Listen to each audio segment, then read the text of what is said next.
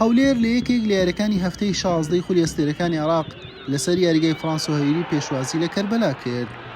سەوز پۆشەکانی میوان دەست پێشخەر بوون لە خولەکی هەژدا ئەوز محەممەد کەربەلای با گۆڵی یەکەم لە یاریەکە پێشخست.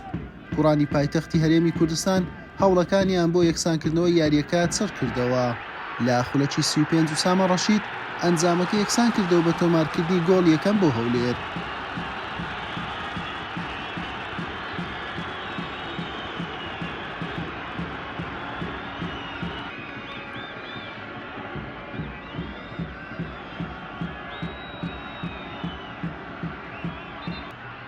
بۆ ماوەی 8 خولەک و نیو یاریەکە بەهۆی کوژانەوەی کارەبا وەستا لەگەڵ دەستپێکردنەوەی لە خولەکی سولودو یوسف بن سۆدەی تونسی گۆڵی دووەم و پێشکەوتنی بۆ کوڕانی شاری قەڵاو منارە تۆمار کرد.